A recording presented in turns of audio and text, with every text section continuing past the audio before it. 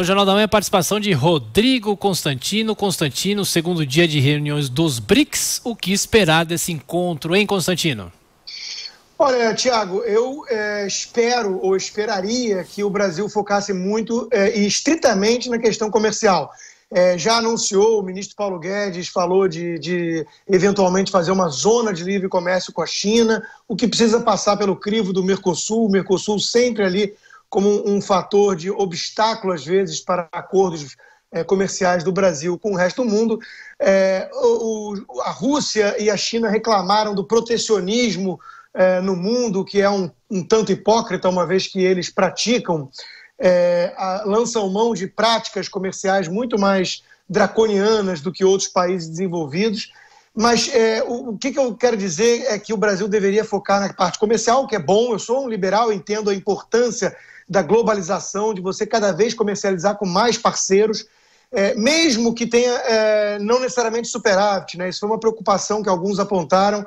O Brasil hoje tem uma situação superavitária com a China na balança comercial. Isso não é o mais relevante. O ministro Paulo Guedes rechaçou isso também, falando que não é tão preocupante, porque o mais importante é você estar ampliando o grau de integração comercial do Brasil. Então, nesse aspecto aí, eu acho que está certíssimo. Mas por que eu digo, então, que é importante focar na parte comercial? Porque a gente sabe que tem uma outra parte. O BRICS é uma coisa anacrônica, foi criada ali pelo economista-chefe do Goldman Sachs, Jim O'Neill, como países emergentes grandes, né, com dimensão e população grandes. E não quer dizer que eles tenham muito em comum entre si, né? Então a gente tem que lembrar, no jogo da geopolítica, no tabuleiro político do mundo, quem é quem, né? A China é o país que sustenta, por exemplo, não só uma ditadura opressora em casa, como uma ameaça constante a Taiwan, Hong Kong, agora estamos vendo, e Tibete.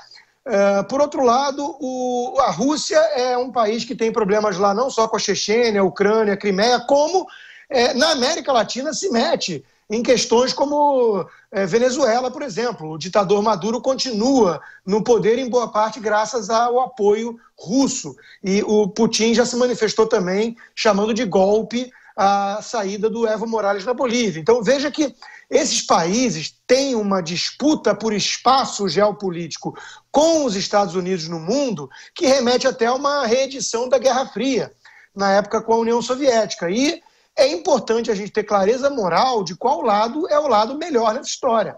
É óbvio que é os Estados Unidos, que defende os valores ocidentais, democracia, economia de mercado, império da lei. Então isso é importante ter em mente, só para o Brasil não pagar o pato de ser ali o otário que, em troca de sinalização de migalhas econômicas, faça um jogo político feio, sujo, do lado errado. Né? E tem o grande divisor de águas que vai ser o teste, que é ano que vem o leilão de 5G. E a empresa chinesa, Huawei, né, a gente sabe que ela quer entrar com tudo, o slogan dela é um mundo conectado e inteligente, só que isso assusta muito os Estados Unidos, não só por questões econômicas, porque é uma questão de tecnologia digital que pode amanhã estar sendo usado para fins digamos, autoritários e tudo mais. Então, é só importante o Brasil entender qual papel está jogando aqui. Eu acho aplausos para o ministro Paulo Guedes, para o presidente Bolsonaro, por ter uma postura mais pragmática em relação aos BRICS, à China e ao comércio, mas sempre lembrando quem são esses países e o que está por trás desse jogo mais de médio e longo prazo. O Constantino, e uma das notícias de destaque de hoje é que o ministro Dias Toffoli passou a ver dados sigilosos de quase 600 mil pessoas, incluindo autoridades, empresários. O que você acha disso?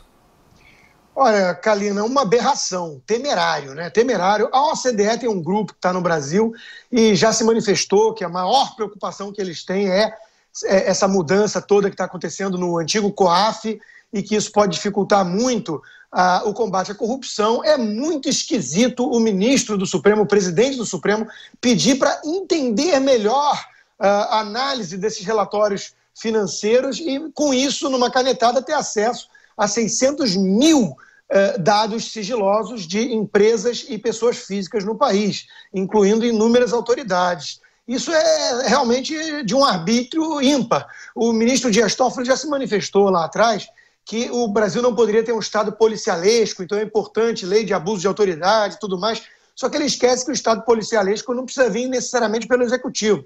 Um Estado policialesco na mão do Judiciário é igualmente ou mais temerário, porque não tem a quem mais recorrer, como alertava Rui Barbosa. Então, é muito preocupante que o Dias Toffoli tenha esse tipo de mentalidade. Ele lançou lá um inquérito sem foco definido, absolutamente arbitrário. O STF hoje em dia legisla, investiga, pune, e só não pune mesmo os corruptos, né?